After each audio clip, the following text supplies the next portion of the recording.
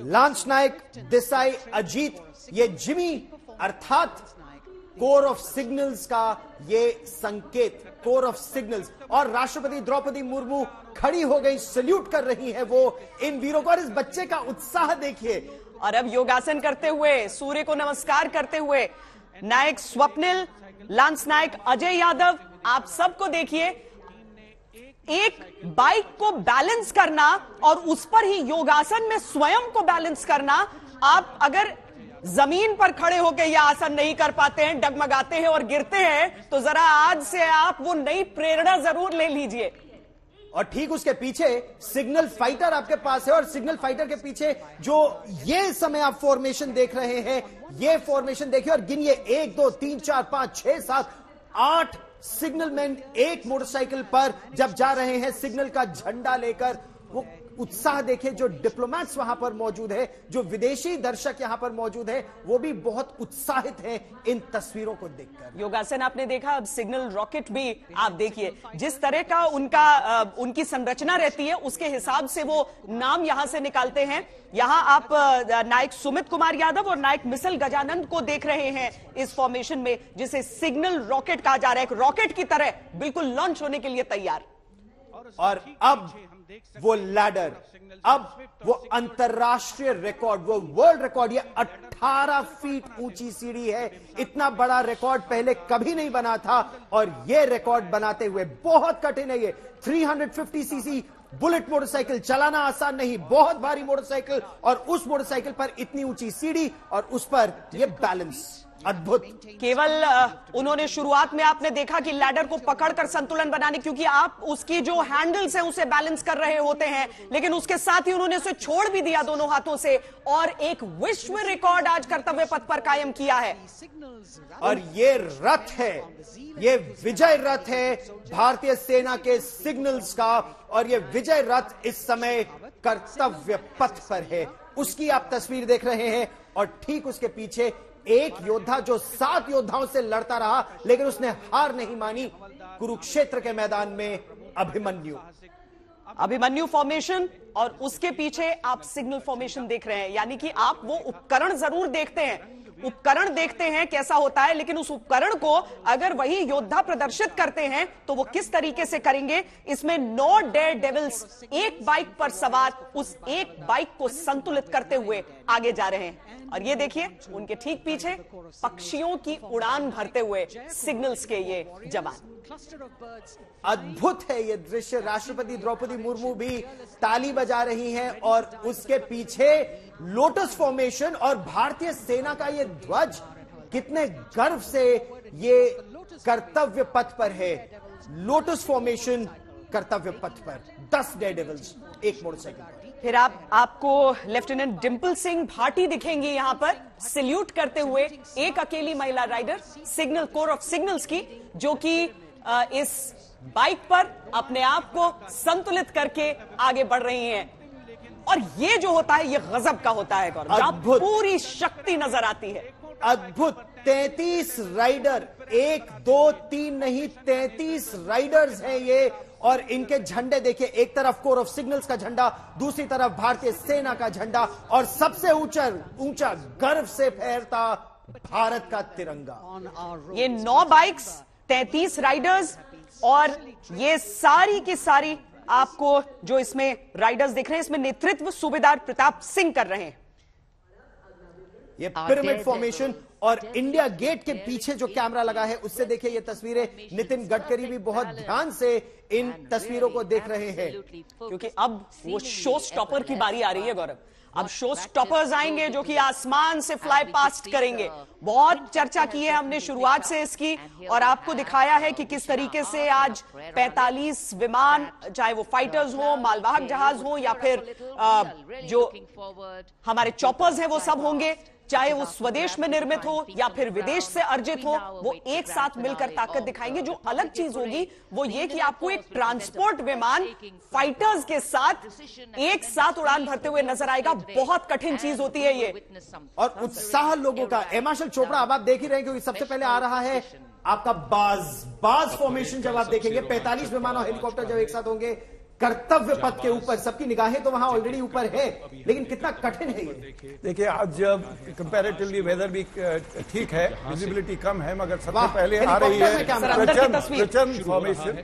ये हेलीकॉप्टर्स हैं, light combat helicopter प्रचंड लीड कर रहा है। अपाचे और ALH Mark 4 जो कि वेपनाइज वर्जन है वो उसके पीछे है। एरो फॉर्मेशन है, आप देख सकते हैं स्काई में एक एरो बनाया हुआ है उन्होंने स्काई में, उसमें 2 हमारे जहाज हैं, इंडिजिनस हैं, 2 अपाचे हैं, पावर शक्ति दिखा रहे हैं। ये सारे कॉम्बैट हेलीकॉप्टर हैं, सबने लड़ाई करनी है।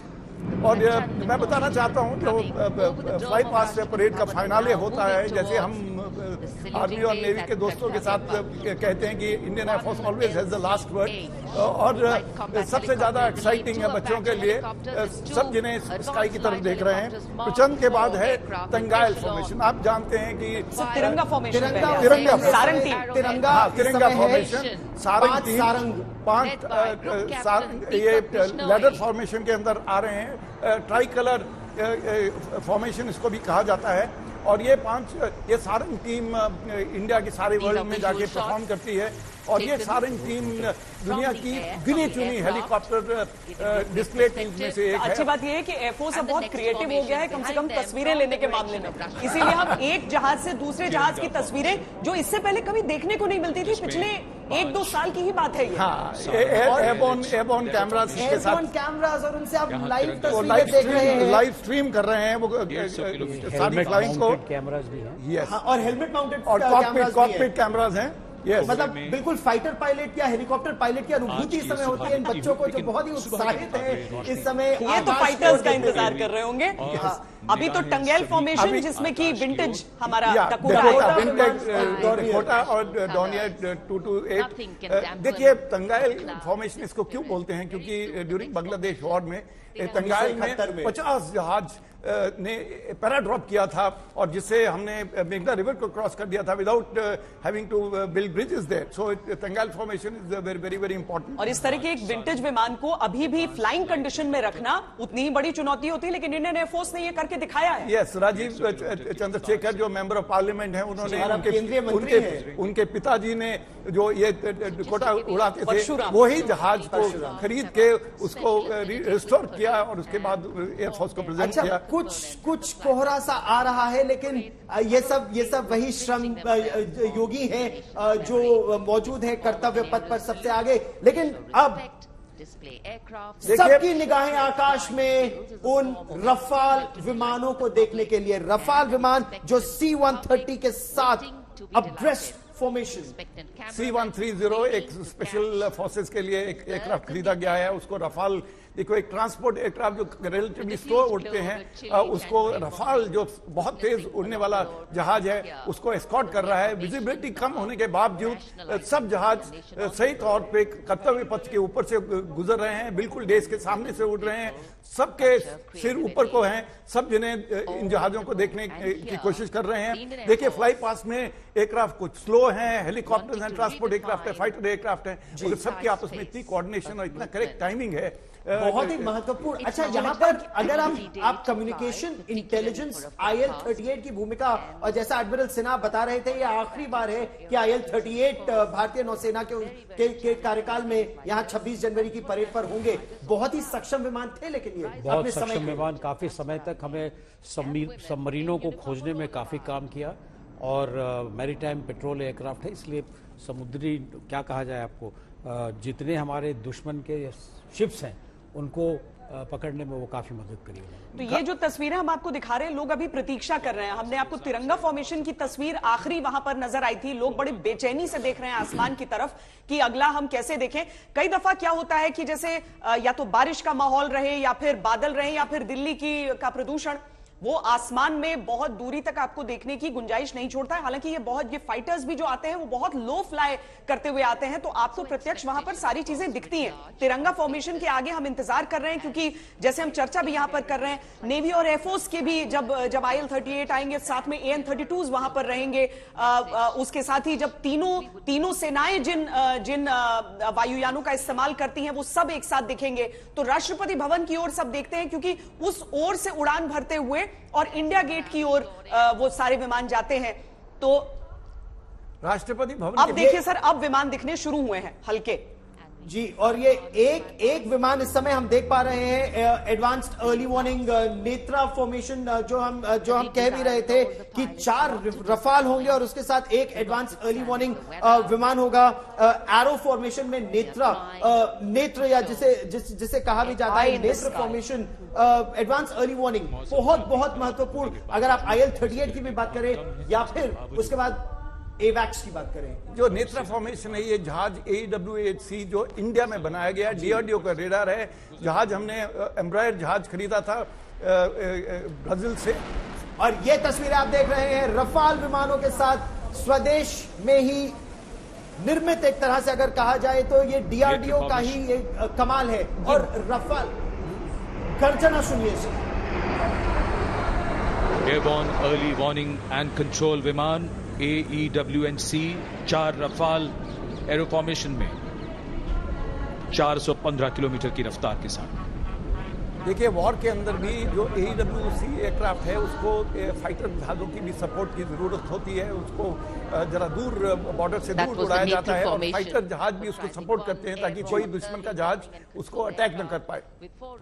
और ये बहुत ही तालमेल जो आप बिठाते हैं, उस तालमेल की अगर बात करें तो दुनिया का सबसे बड़ा ट्रांसपोर्ट विमान, सबसे सक्षम ट्रांसपोर्ट विमान समझे जाने वाला C-17 2 सुखोई 30 लड़ाकू विमानों के साथ अब यह है भारत की शक्ति। एक अमेरिका में निर्मित विमान, एक रूस में निर्मित विमान, लेकिन दोनों कर्तव्य पथ पर एक साथ। और देखिए, उसका नाम भी भीम फॉर्मेशन रखा गया, भीम। और जो C-17 एयरक्राफ्ट है, 77 टन इसकी वेट कैरिंग कैपेबिलिटी है। पूरा T-90 टैंक इसके अंदर जा सकता है। और ये देखिए, अब कॉकपिट के अंदर से आप डायरेक्ट वीडियो जो टेलीकास्ट किया जा रहा है वो आप देख पा रहे हैं। ये गजब का तालमेल होता है, एक फाइटर और एक ट्रांसपोर्ट एयरक्राफ्ट, लेकिन एक साथ जब वो आगे बढ़ते हैं, एक तो वो गर्जना और दूसरा उन पायलट्स का तालमेल। वाकई 1971 के युद्ध की याद और टंगेल ऑपरेशन की याद इसलिए आती है क्योंकि उसमें अलग अलग तरह के विमानों ने एक साथ उड़ान भरी थी और एक साथ उस ऑपरेशन का हिस्सा हुए थे, जबकि हर विमान की क्षमता और उसकी काबिलियत अलग होती है। और यही भारतीय वायुसेना की बहुत बड़ी ताकत है कि चाहे आमने सामने का डॉग फाइट हो या फिर दूर से निशाना साधना हो, हर एक चीज में इंडियन एयरफोर्स सक्षम पूरी तरीके से। अब अब्दुल्ला फतेह अल सीसी बहुत उत्साहित आकाश की ओर देखते हुए, क्योंकि अब भारतीय वायुसेना के 80 के दशक से बहुत ही सक्षम परमाणु हथियार ले जाने में सक्षम Jaguar deep penetration strike aircraft, और उन्हें अब आप अपग्रेड भी कर रहे हैं मार्शल चोपड़ा। बिल्कुल, एरोहेड फॉर्मेशन में आएंगे। 6 जहाज हैं, जैगवार्स है, जैसे आपने कहा 1980 के करीब ये भारतीय वायुसेना में जुड़े और उसको अपग्रेड किया गया। 2 बार अपग्रेड कर चुके हैं। अभी लेटेस्ट है, रेडार लग गए हैं, मिसाइलें लग गई हैं, उसके अंदर बहुत कैपेबिलिटी बढ़ गई है, नया नेविगेशन सिस्टम लगा है, इलेक्ट्रॉनिक वॉरफेयर सूट लगा है। तो ये जैगवार्स अभी और 10-12 साल तक कम से कम चलेंगे। और आप उनकी आवाज गर्जना सुनिए, गर्जना। True meaning, its reasons need to be lived collectively. Deep penetration strike aircraft, ये होती है बात कि दुश्मन भाप भी ना पाए, ये तेजी से दुश्मन के इलाके में घुसते हैं, बमबारी करके पलट के लौट आने में सक्षम है ये विमान। ये है जैगवार की ताकत। और अब भगवान शिव का त्रिशूल है, लेकिन मुझे लगता है कि आज उस प्रदूषण का भार पूरी तरीके से समझ में आ रहा है। जब विमानों की गड़गड़ाहट, तो गर्जना तो सुनाई दे रही है, लेकिन विमान उस तरीके से नजर नहीं आ रहे हैं। बहुत लेट नजर आ रहे हैं, बहुत हल्के से नजर आ रहे हैं, हल्के से नजर आ रहे हैं, लेट नजर आ रहे हैं। और जो उनका नॉर्मल गैप होता है और अगर विजिबिलिटी अच्छी होती है तो काफी दूर से जहाज नजर आने शुरू हो जाते हैं। तो बीच बीच में ये जो गैप आप देख रहे हैं इसलिए है because of low visibility. Sir, अब ये त्रिशूल फॉर्मेशन Su-30 जो कि 900 मीटर की ऊंचाई पर केवल उड़ान भर रहे हैं, और भला हो उन आसमानी कैमरों का कि कुछ नजर आ रहा है। ये देखिए, भगवान शिव के त्रिशूल की तरह एक बिल्कुल ऊपर निकल जाएगा। 900 किलोमीटर प्रति घंटे की रफ्तार से उड़ रहे हैं। 3 विमान एक साथ आए, एक बिल्कुल ऊपर खींच जाएगा। और ये कॉकपिट से आप तस्वीर देख रहे हैं। एक फाइटर पायलट के रूप में एडमिरल सिन्हा और एयर मार्शल चोपड़ा, आपने तो ये तस्वीरें कई बार महसूस की है। ग्रुप कैप्टन बहुत एक्साइटमेंट होती है, सिर्फ कॉकपिट में बैठते हुए नहीं, जमीन पे बैठ के इन जहाजों को देखते हुए भी बहुत एक्साइटमेंट होती है। हम लोगों को भी एडिशनल रश होता है और सब अब वो आखिरी सलामी के लिए इंतजार कर रहे हैं। अब तक 900 मीटर की ऊंचाई पर आपने देखा था, अब 900 किलोमीटर प्रति घंटे की रफ्तार से आप राफेल को देखिए। एक पूरा अगर ये फ्लाई पास्ट हुआ है तो फ्लाई पास्ट का शो स्टॉपर अब आने ही वाला है आसमान में नजर। ये जो वर्टिकल चार्ली जिसको हम कहते हैं, ये सलामी दी जाती है, ये राष्ट्रपति को सलामी देंगे, देश को सलामी देंगे, पुल अप करेंगे वर्टिकली ओवर द डेज। और उसके बाद ये अगर आज विजिबिलिटी बहुत कम है, क्लाउड के अंदर चले जाएंगे और चले गए हैं और शायद पब्लिक इसको देख नहीं पाएगी। भारतीय वायुसेना के इन एयर वॉरियर्स को देखिए किस गर्व से ये अपने लड़ाकू विमानों को, ट्रांसपोर्ट विमानों को और हेलीकॉप्टरों को उड़ा रहे हैं। Jaguar deep penetration strike aircraft आपने देखा, रफाल आपने देखा, एक तरह से पूरा एयर डोमिनेंस फाइटर है ये, अपनी बियॉन्ड विजुअल रेंज मिसाइल्स के साथ। कोई इस क्षेत्र में वायु शक्ति इसकी बराबरी नहीं कर सकती। जैसे हमने धल शक्ति और नौ शक्ति हमने दिखाई, वैसे ही सारी वायु शक्ति का प्रदर्शन कर दिया गया है। हर तरह के जहाज हमने उड़ा दिए हैं आज। और आपने देखा हेलीकॉप्टर्स, ट्रांसपोर्ट और AWC और फाइटर्स एयरक्राफ्ट, सब जहाज उड़े। विजिबिलिटी इतनी अच्छी नहीं थी, उतना शायद मजा नहीं ले पाए लोग, मगर सब जहाज सही पे आए, समय पे आए, बिल्कुल कर्तव्य पथ पे आए और बिल्कुल सलामी मंच के सामने से गुजरे। जिस तरीके से प्रधानमंत्री अब अलग अलग आयोजनों को दिल्ली से बाहर ले जा रहे हैं, जल्दी एडमिरल सिन्हा ऐसी जगह भी होगी जहां पर शायद नेवी के जहाजों का ज्यादा हम इस्तेमाल देख सकेंगे, जहां पर जल परेड चल रही होगी।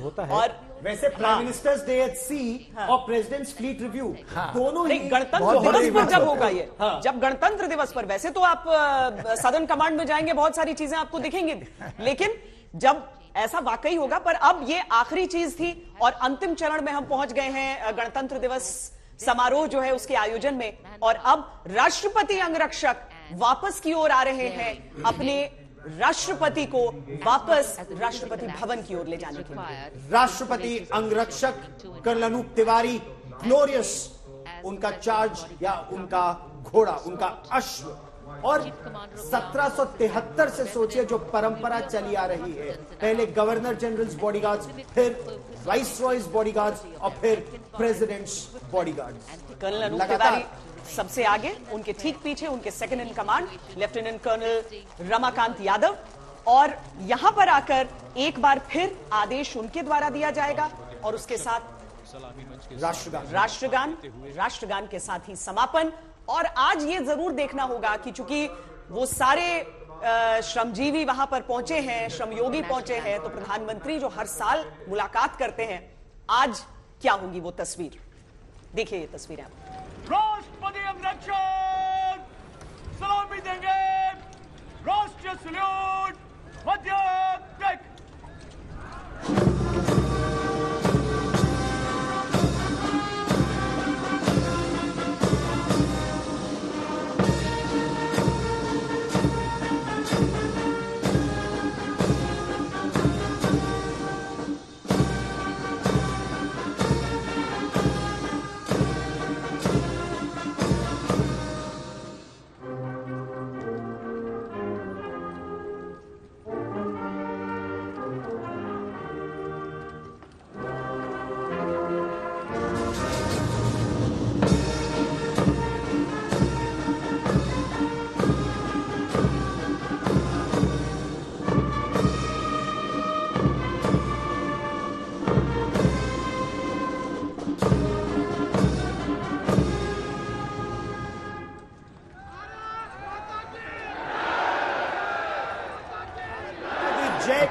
उद्घोष, और ये अपने आप ही निकलता है। वहां लोग जो बैठे हैं वो इतना गर्व होता है अपनी सैन्य शक्ति और सांस्कृतिक विरासत को देखकर।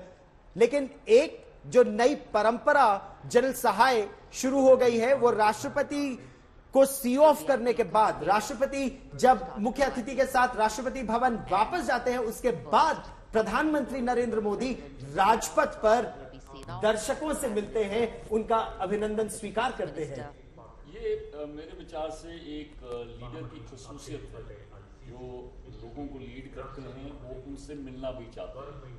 और कई साल प्राइम मिनिस्टर साहब ने ये किया है, मेरे विचार से वो अब करेंगे। और लोग देखते हैं कि प्राइम मिनिस्टर हमारी तरफ आए, हाथ हिलाएं, उनका हम मोस्टली उनको टीवी पे देखते हैं, रियल लाइफ में देखने में बड़ा मुश्किल है कैसे देखा जाए उनको।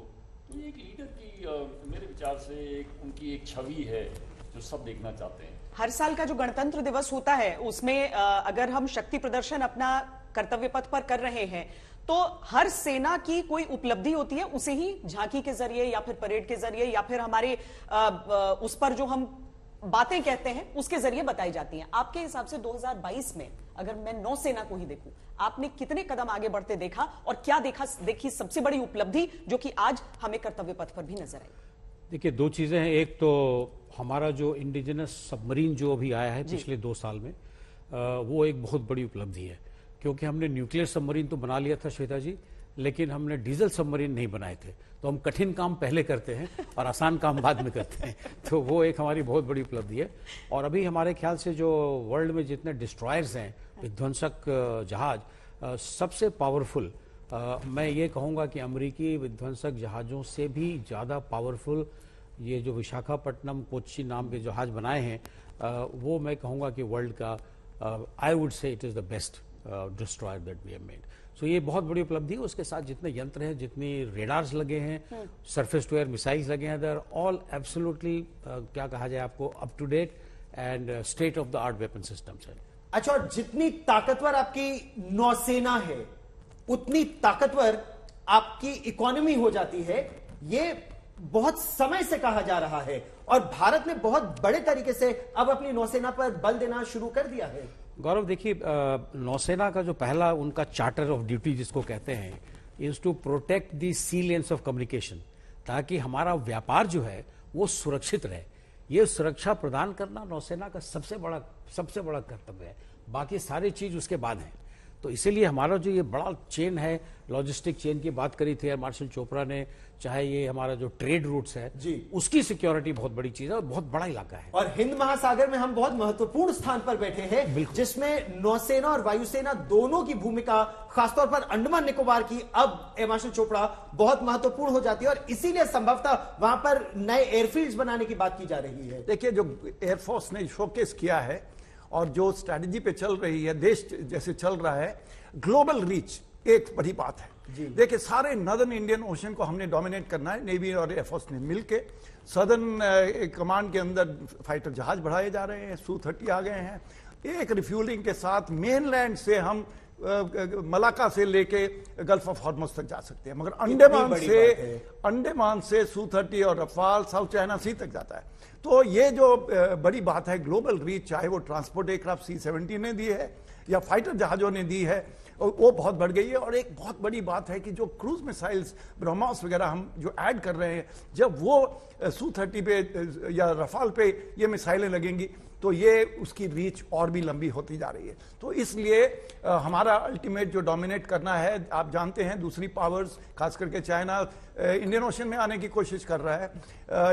इंडियन नेवी के पास 2 एयरक्राफ्ट कैरियर हैं, हमारे पास बहुत से फाइटर जहाज हैं। अंडमान पे 4 रनवेज हैं, उनको बड़ा किया जा रहा है। चारों एयरफील्ड्स को अगर Su-30 ऑपरेट कर लेंगे, एक परमानेंटली अगर हम Su-30 या जैगुआर की बेस वहां बना देंगे तो पूरा डायनेमिक्स इंडियन ओशन में हमारा बदल जाएगा। और दूसरी तरफ अगर हम थल सेना को भी देख लें तो ये एक ऐसा साल रहा है जो बहुत चुनौतियों भरा साल रहा है। जो अपनी सालाना प्रेस कॉन्फ्रेंस में आर्मी चीफ कहते हैं, उन्होंने भी बताया कि किस तरीके से जो सेना की तैनाती है अलग अलग मोर्चों में, उसमें पूर्वोत्तर में चीन ने अपनी तरफ से बहुत ज्यादा तैनाती बढ़ा दी है। आर्मी के साथ रिजर्व्स आगे हम लगा रहे हैं, लेकिन ये समझते हुए कि 2023 में भी कहीं पर भी आप हल्की सी भी चूक नहीं कर सकते हैं आपकी सजगता बरकरार रखने।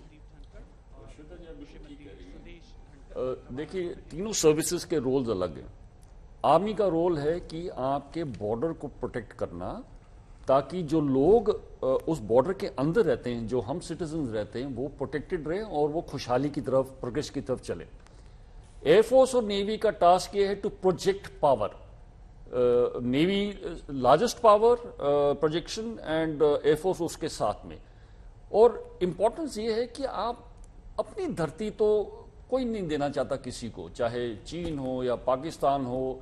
बड़ी कंट्रोवर्शियल एरियाज हैं, जिसके हिस्टोरिकल कंट्रोवर्शियल एरियाज है, पर जो आपके पास है आपने उसको पूरा प्रोटेक्ट करना। उपराष्ट्रपति चले गए और अब प्रधानमंत्री नरेंद्र मोदी निकले और प्रधानमंत्री नरेंद्र मोदी अब हाथ हिलाकर लोगों का अभिवादन स्वीकार कर रहे हैं। उनकी एसपीजी की टीम उनके साथ है, लेकिन ये तस्वीरें देखिए, हम आपको लगातार हर वर्ष की ये तस्वीरें दिखा रहे हैं, 2017 की, 18 की, 19 की, 20 की, 21 की, 22 की, लोगों का उत्साह और प्रधानमंत्री किस तरह आगे बढ़कर लोगों का अभिनंदन स्वीकार कर रहे हैं। तो वीवीआईपीज और वीआईपीज जो हैं, जिन्हें अब तक लगभग 50,000 पासेस यहां से इशू होते थे, इस बार वो संख्या गिराकर 12,000 कर दी गई और उन लोगों तक ये निमंत्रण पहुंचाने का प्रयास किया गया जो लोग इस पूरे क्षेत्र के निर्माण में लगे हुए थे दिन और रात। तो वो सब यहां पर पहुंचे हैं, कितने उत्साह के साथ आसमान की ओर देखा। डेयरडेविल्स जब गुजरे तो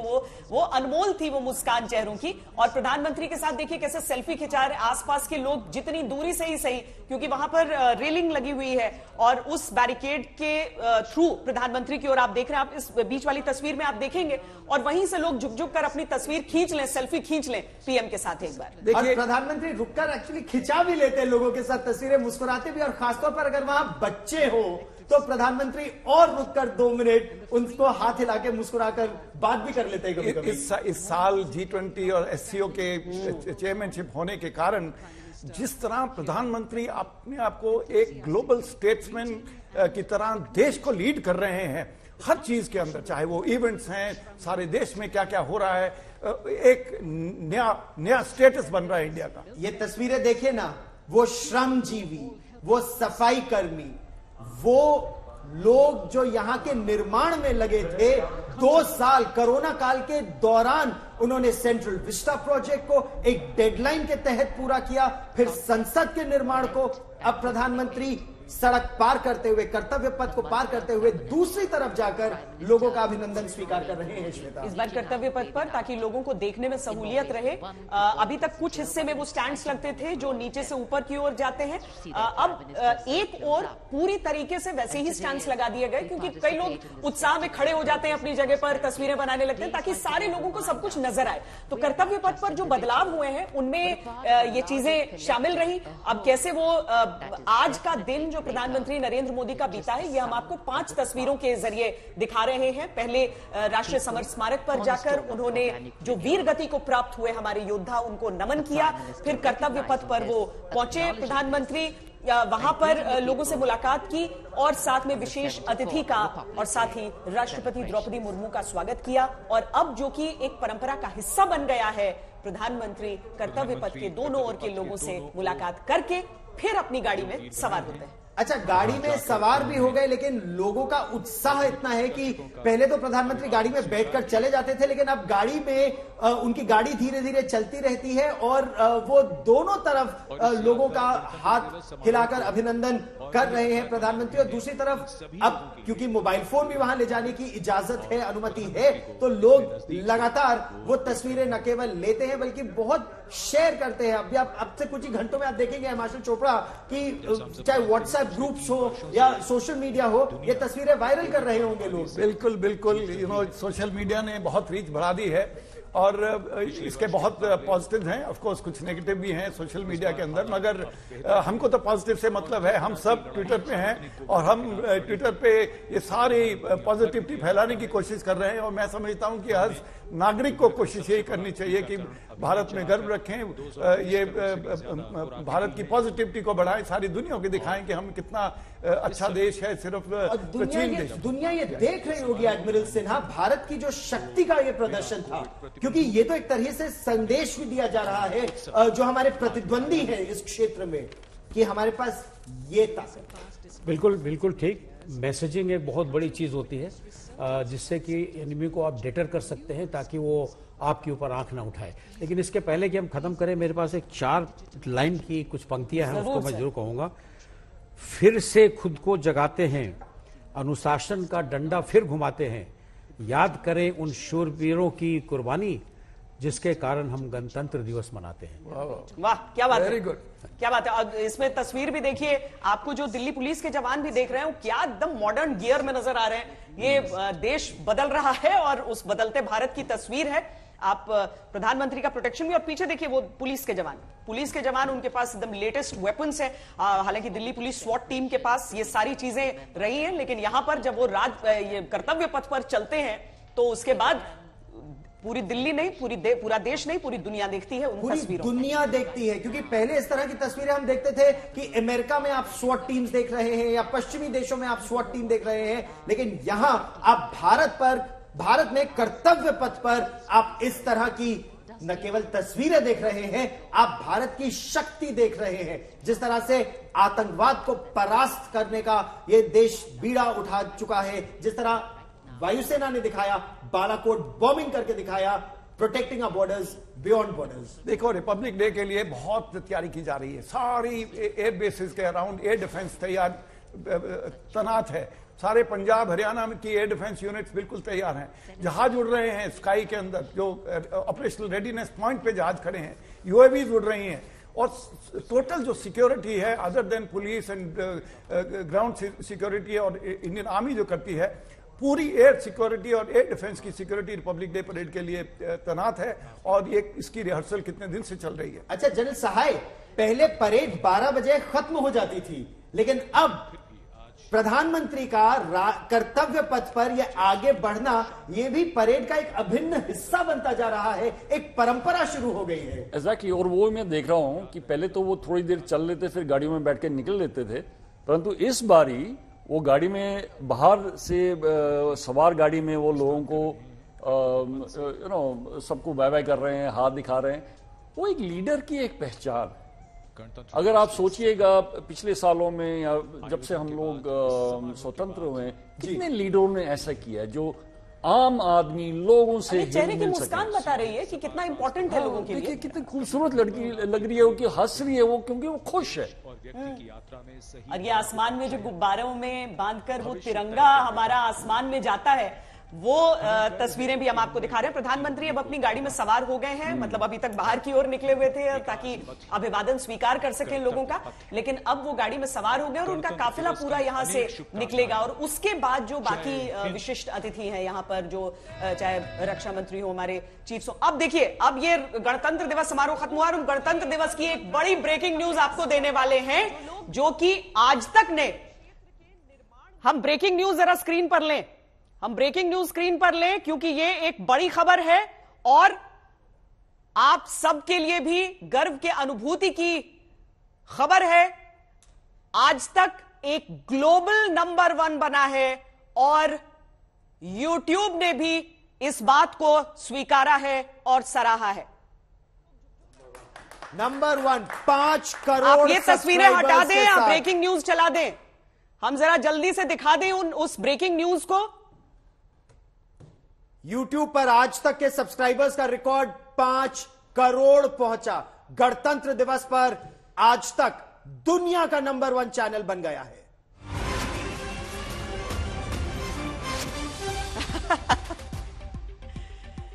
गणतंत्र दिवस पर आज तक ने रचा इतिहास। 50 मिलियन सब्सक्राइबर, यानी कि 5 करोड़ दुनिया में नहीं है, दुनिया में किसी भी न्यूज चैनल के इतने सब्सक्राइबर नहीं है। तो ये कामयाबी आपकी है, आप सब ने आज तक को इतना प्यार दिया है हमारे चैनल को। आप ऑनलाइन भी देखते हैं, आप YouTube पर देखते हैं, उससे हमारे जो सब्सक्राइबर्स हैं, हमारे दर्शक हैं, वो ऑनलाइन भी हमसे जुड़ते हैं। और YouTube को भी कहना पड़ा कि ये हुआ कैसे है, ये होता कैसे है। गणतंत्र दिवस पर आज तक ने भी तिरंगा आसमान में कुछ और ऊंचा किया है। आज तक के सब्सक्राइबर्स 5 करोड़ के पार पहुंच चुके हैं। दुनिया भर में आज तक दुनिया का पहला चैनल बन गया है जिसके पास 5 करोड़ से ज्यादा सब्सक्राइबर्स है। और यह है भारत की शक्ति, यह है आज तक की शक्ति। 5 करोड़ सब्सक्राइबर्स, दुनिया का पहला चैनल। और इसीलिए देखिए गणतंत्र दिवस की हर खबर हमने आपको सबसे पहले, सबसे तेज और पूरे परेड का पूरा बखान भी आपको दिखाया है। हम एक बार फिर ये तस्वीरें आपको दिखा रहे हैं क्योंकि भारत की सैन्य शक्ति के साथ हमारी संस्कृति, हमारी परंपरा, इन सारी चीजों की शक्ति होती है, हमारी भिन्नता और उसमें एकता।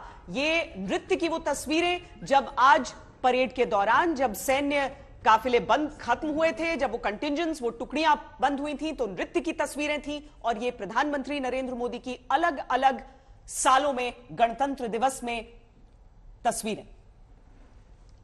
उनका साफा अलग अलग, हर वर्ष अलग, अलग अलग प्रांतों से अलग अलग रंगों का, और यही अलग अलग रंग तो विविधता में एकता, भारत का यह प्रतीक।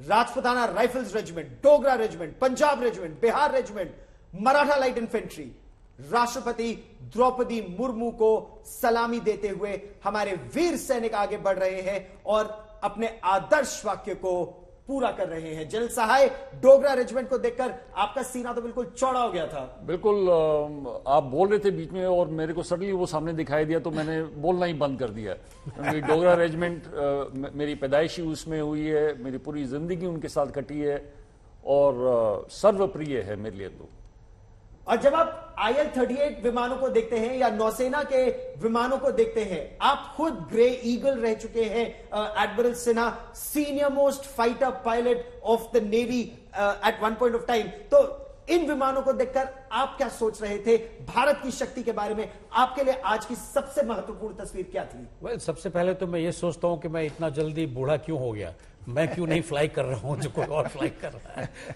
बट सच पूछिए तो भारत की शक्ति को मैं जब देखता हूं नौसेना की दृष्टि से, तो मुझे बड़ा गर्व होता है कि कहाँ हम लोगों ने शुरू किया था, जबकि हमारे पास शिप्स जो है बाहर के देशों से आते थे। अब 100% शिप इंक्लूडिंग एयरक्राफ्ट कैरियर हम खुद बनाते हैं, और वो दिन दूर नहीं जबकि हमारे बनाए हुए हवाई जहाज, हमारे बनाए हुए कैरियर पे हमारे पायलट्स फ्लाई करके उसको लैंड करेंगे। तो हमें लगता है कि वो गर्व का सबसे कितने देशों को अपने पांव पर खड़ा होते हुए अपने सैनिकों और साजो सामान का बंटवारा झेलना पड़ा हो, और वहां से निकलकर आज अगर हम दुनिया की टॉप 5 शक्तियों में अगर काउंट होते हैं तो ये कोई आसान उपलब्धि नहीं है। बिल्कुल नहीं, बिल्कुल। मैं कहना चाहता हूं कि देखिए, दो चीजें बहुत इंपॉर्टेंट हुई हैं। एक तो हम 5th लार्जेस्ट इकोनॉमी बन गए हैं और 2027 में हमने 3rd लार्जेस्ट इकोनॉमी बन जाना है।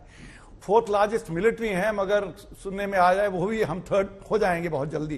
तो मेरा कहने का मतलब है कि जब हम ये आत्मनिर्भरता देखते हैं और हमारी सैन्य शक्ति देखते हैं आज, तो ये बहुत बड़ी बात है।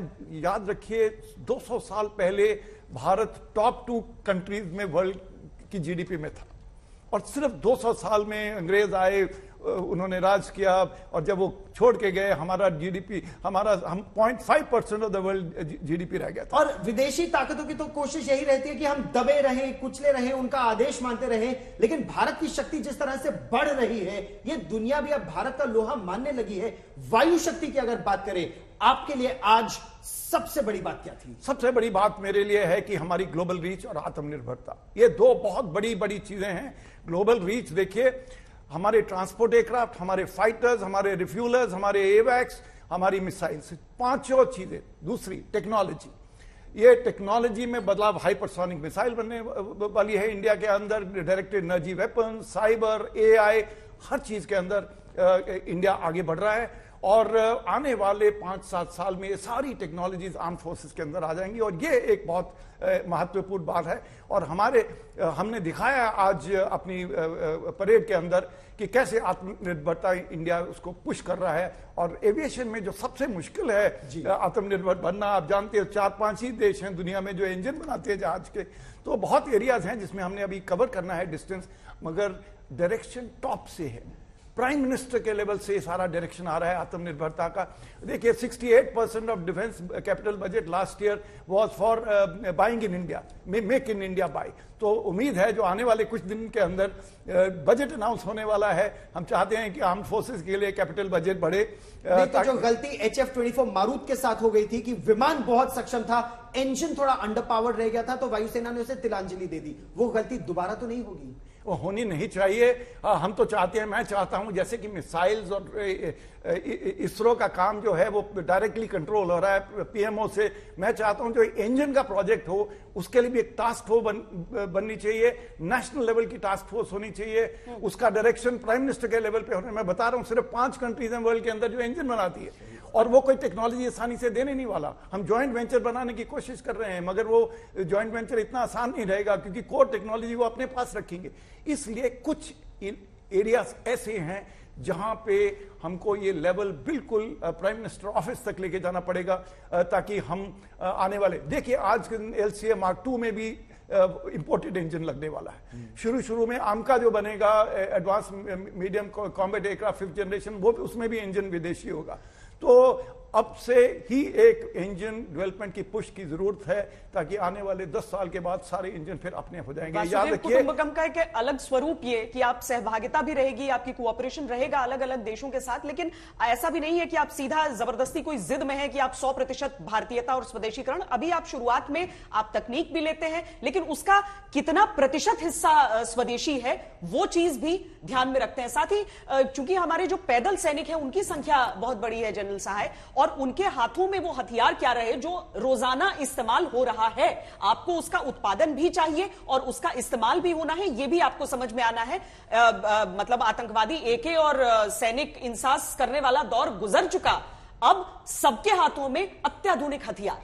वो तो है, क्योंकि आपको जो लड़ाई करनी है, जो मुठभेड़ जैसे कहते हैं फौज में, मुठभेड़ करनी है, जोश एक अलग बात है, but the person behind the weapon, हथियार के पीछे इंसान कौन है और वो हथियार क्या है, उसकी मार कितनी है, उसकी वेलोसिटी ऑफ फायर कितनी है, और उसका जो सपोर्ट सिस्टम कितना है कि अगर मेरे पास एम्यूनिशन खत्म हो गया, मेरे को विदेश थोड़ी ना देखना चाहिए, मेरे को देखना चाहिए कि मेरे भारत में ये एम्यूनिशन मेरा बना है।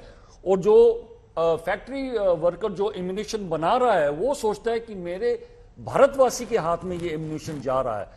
तो वो एक बड़ी चीज है जो आत्मनिर्भर, और मेरे में आत्मविश्वास कि मेरा ये हथियार है, मेरे देश का हथियार है जो मैं यूज कर रहा हूं, मैं रूस का क्यों यूज करूं, या इजराइल का क्यों यूज करूं, या अमेरिका का क्यों यूज करूं। और बहुत महत्वपूर्ण बात जो आज हमने देखी, हम बात कर रहे हैं अपनी सामरिक शक्ति की, अपनी सैन्य क्षमता की, हम बात कर रहे हैं अपनी सांस्कृतिक विरासत की भी। जिस तरह से भारत की संस्कृति लद्दाख से लेकर लक्षद्वीप तक उसको प्रदर्शित किया गया, अरुणाचल प्रदेश से लेकर गुजरात तक, एडमिरल सिन्हा, एक तरह से आपको यह पता चलता है कि हमारी जड़ें कितनी मजबूत थी। बिल्कुल, हमें तो ये हमेशा याद रखना चाहिए कि आज हम जो भी हैं उसी पौधे से पनपे हुए हैं जो कि आज से बहुत साल पहले जमीन को पकड़ लिया था। तो अब जो है हमें उसको और आगे ले जाना है, उस पौधे को और हमें सींचना है ताकि हम जल्दी से उसमें फल आए और जल्दी से हम उसको, उस फल का हम प्रयोग कर सके। तो अभी जो आप देख रहे हैं गौरव, ये सारा वही एक हम कर्तव्य कर रहे हैं, आत्मनिर्भरता को तरफ ले जा रहे हैं, और सही समय पे हमारे प्रधानमंत्री जो है वो इसमें जान फूंक रहे हैं सारी चीज़ों में। तो मुझे पूरा विश्वास है कि अगले 5 साल में इंशाल्लाह जब हम यहाँ बैठेंगे तो होपफुली हम देखेंगे कि हमारे सारे कुछ पूरा हर चीज। देखिए ना, पिछले गणतंत्र दिवस पर माहौल क्या था, उस समय अगर चर्चा भी होती थी तो था कि युद्ध उस स्वरूप में नहीं देखने के लिए मिल सकता है, युद्ध उस तरीके से नहीं हो सकता है। लेकिन पिछले 1 साल में यूक्रेन रूस के बीच युद्ध छिड़ा और एक हकीकत पूरी दुनिया के सामने आई, भारत के सामने भी आई कि आपको इसके लिए तैयार रहना होगा। और इसीलिए जो बजट की बात आप कर रहे हैं वो ऐसा नहीं है कि कोई हवाई बात हो रही है, उसकी वाकई जरूरत है। देखिए, लॉजिस्टिक्स चेन को हमने देख लिया, लॉजिस्टिक चेन सारे वर्ल्ड ने देख लिया। माइक्रोचिप देखिए, और ताइवान क्या बना रहा है, चाइना क्या बना रहा है, जापान क्या बना रहा है, हम क्या बना रहे हैं, अमेरिका क्या बना रहा है, हर चीज के अंदर लॉजिस्टिक चेन अब क्रिटिकल हो गई। देखिए, बहुत साल एक जमाने में 85% of Indian arm forces Soviet या रशियन ओरिजिन की थी, आज हम तकरीबन 60-65% पे है। आहिस्ता आहिस्ता हम 3 एरियाज में बांट रहे हैं। आत्मनिर्भरता, मेरा पर्सनल विचार है कि आने वाले 10 साल के अंदर 40% इंडियन होना चाहिए, air force for example, 30% Russian, 30% western, और आने वाले 20 साल के बाद 80% इंडियन, 20% फॉरेन। वो टारगेट अगर हम लेके चले तो फिर ही हम ये अचीव कर सकते हैं। जैसे आपने ठीक कहा कि इट इज नॉट पॉसिबल। हर कोई, इवन अमेरिका, यूरोपियंस, बहुत जहाज ऐसे हैं जिसके अंदर सामान दूसरी जगह से आ रहा है, वो होगा। मगर आज के दिन में भारत को रूस भी चाहता है, अमेरिका भी चाहता है, वेस्ट भी चाहता है, सब वो कर रहे हैं। सबसे बड़ी डिफेंस मार्केट है, सबसे बड़ी कमर्शियल मार्केट है। हर तरह से भारत एक इंपॉर्टेंट है, एक स्ट्रेटेजिक अलाय है। सारा इंडो पैसिफिक के अंदर सबसे मजबूत देश है, जिसने एक दीवार बन के खड़ा होना है। इसलिए भारत को मजबूत होना एक बहुत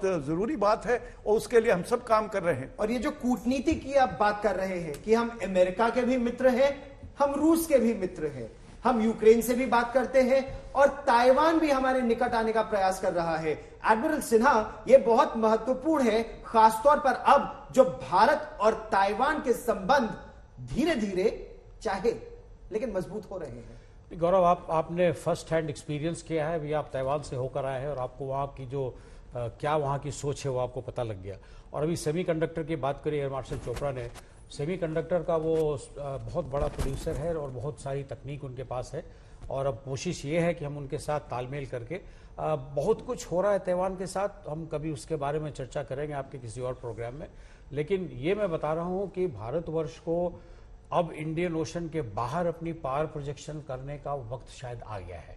हमारे पास उतनी शक्ति है, हमारे पास उतनी शक्ति होगी अगले 5-6 साल में, ताकि हम दूसरे के दरवाजे के पास जाकर खड़े हो जाएं और कहें कि अगर तुम निकले तो हम तुम्हें दोबारा अपने घर में बंद कर देंगे। और पिछले 1 साल में एक और चीज हुई जो कि लाइन ऑफ एक्चुअल कंट्रोल पर हम झड़प की तस्वीरें तो देखा करते थे, लेकिन जब यहां पर झड़प हुई तो चीनी सैनिकों को बड़ी संख्या में होने के बावजूद उल्टे पांव वापस भागना पड़ा। वो तवांग की तस्वीर भी हमारे सेना की शौर्य यानी उपकरणों से परे भी, क्योंकि वहां तो उपकरण इस्तेमाल ही नहीं होते हैं, वहां तो आपके हाथों का, आपकी शक्ति का इस्तेमाल हो रहा है, यह भी एक देश को देखने को मिला है। श्वेता जी, मेरे विचार से गलवान एक टर्निंग पॉइंट था इंडिया के लिए एज ए नेशन।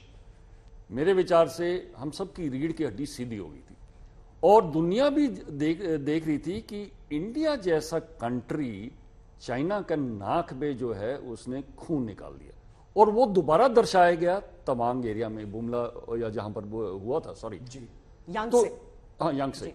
तो वो वहां दिखाया गया कि इंडिया को आप सोचिए मत कि ये थर्ड वर्ल्ड कंट्री है। और पावर प्रोजेक्शन की जो दोनों जनरल बात कर रहे हैं वो तभी होता है जब आप स्ट्रांग हो, इंटरनली आप स्ट्रांग हो इकोनॉमिकली, और आप स्ट्रांग हो एक्सटर्नली एज ट्राइस सर्विसेज, तभी दुनिया आपकी बात मानती है। ये दिखा भी, आज जो हथियार दिखाए गए उसमें जो सबसे महत्वपूर्ण बात मेरी दृष्टि में थी वो यही थी, वो हथियार जो लद्दाख में इस्तेमाल किए जा सकते हैं, चाहे आपकी बख्तरबंद गाड़ियां हो, आपके टैंक हो, आपकी आर्मर्ड फाइटिंग व्हीकल्स हो, आपकी एंटी टैंक गाइडेड मिसाइल्स हो, ये सब संदेश वहां जा रहा था। हमारे संवाददाता राहुल गौतम भी हमारे साथ जुड़ गए हैं, जो अब लोग वहां से निकल कर जा रहे होंगे। राहुल, दिखाइए तस्वीरें, सब लोग देख पाए, संतुष्ट रहे, खुश रहे। बिल्कुल श्वेता, मैं मौजूद हूं मंडी हाउस पर और बिल्कुल उत्सव जैसा यहां पर माहौल है। आप देखिए यहां से तमाम जो लोग हैं वो अब निकले हुए हैं और आप देखिए यहां पर एक सेल्फी स्टैंड बनाया गया है एनडीएमसी द्वारा, जहां पर लोग तस्वीरें खिंचवा रहे हैं। आप देखिए पूरे तमाम जो लोग यहाँ पे पहुंचे हुए हैं, लगातार भारत माता की जय का यहाँ पे जयकारा गूंज रहा है और अब तमाम उम्र के लोग यहाँ मौजूद हैं। आप देखिए यहाँ बच्चे हैं, महिलाएं हैं, जो बड़ा मैसेज दिया गया आज राज कर्तव्य पद से, नारी शक्ति, ये तमाम चीजों को आप देखिए समेटे हुए यहाँ पर लोग पहुंचे हैं, सेल्फी खिंचवा रहे हैं और एक उत्सव की तरह यहाँ पर एक माहौल है। आप अपना नाम बताइएगा, अपना नाम बताइए। इफ्तिखार राजा। अच्छा, आप परेड देखने के लिए आए थे? देखी परेड? नहीं पाए आप? हाँ, लेकिन आए थे, सुबह सुबह पहुंचे। देखिए आप देखिए श्वेता की ये तमाम जो लोग हैं, ये तमाम लोग वो लोग हैं जो सुबह से यहाँ पर मौजूद हैं। कड़ाके की ठंड थी लेकिन सुबह सुबह यहाँ पर पहुंचे केवल इस आस में कि जो परेड है उसको देख पाएं और जो लोग हैं उनके जोश में कोई कमी नहीं है। देखिए परेड खत्म हो गई है लेकिन लोग जो हैं वो लगातार बने हुए हैं, जयकारा लग रहा है भारत माता की जय के। और देखिए आप तस्वीरें, भीड़ यहाँ पर बढ़ती जा रही है, तमाम गौरवान्वित जो भारतीय हैं वो सड़कों पर मौजूद हैं और नारे लग रहे हैं। आप देखिए मेरे पीछे, यही वो शोर है, यही वो जयकारा है जो सुबह से, जब से हम लगातार यहाँ से रिपोर्ट कर रहे हैं, लगातार यहाँ पर लोग लगा रहे हैं और इन तमाम लोगों के मन में एक ही भाव कि जो हमारे शहीद हैं और जो हमारे जो जवान हैं उनको नमन। कुछ बात करने, अपना नाम बताइए। मेरा नाम सनी राय है। अच्छा, कहाँ से आए हैं आप? हम बिहार से हैं। परेड देखने के लिए? हाँ, परेड देखने के लिए। कितना खास है आपके लिए परेड, रिपब्लिक डे? बहुत ही खास है परेड। सुबह से हम हाँ 6 बजे आए हैं। जी, मेरा नाम बालेश्वर जी हुआ। आप भी सुबह? जी, मैं बिहार से हूँ। परेड देखने आए हैं और बहुत ही अच्छा लगा परेड। मेरा नाम जसराम है, मैं राजस्थान से हूँ और बहुत परेड देखने। तो देखिए, भांति अलग अलग राज्यों से लोग यहाँ पर मौजूद हैं, लेकिन जो मैसेज है वो यही। सबसे अच्छा क्या लगा उनसे पूछिए राहुल। कश्मीर तक पूरा भारत एक जो नहीं भी देख पाया वो फ्लाई पास तो देख ही लिया उसने।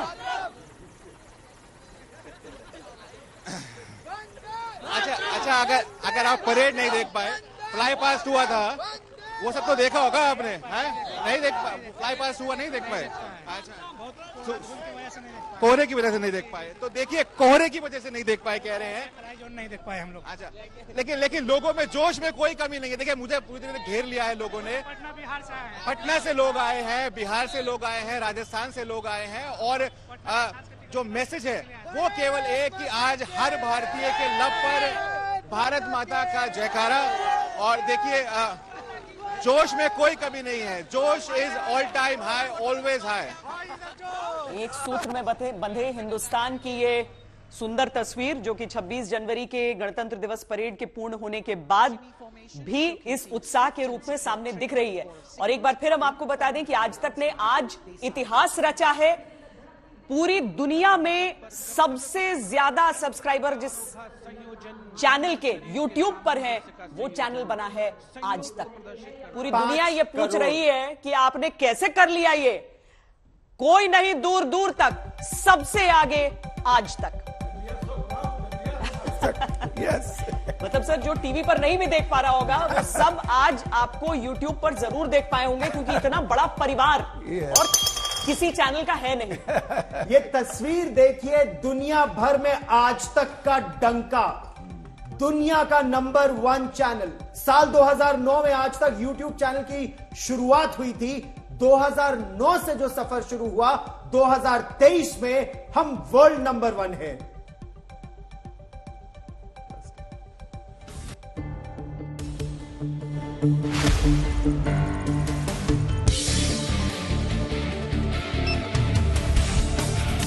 Kavi, this is an incredible moment. Congratulations to you and the entire Aastak team. Here's something special for you, but watch out, it's really heavy. Oh, wow. Thank you so much, Gautam, for this beautiful award.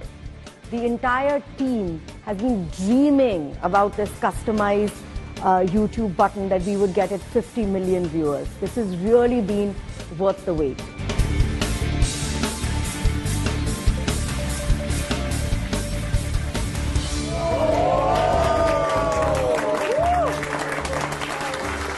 So what's next for us?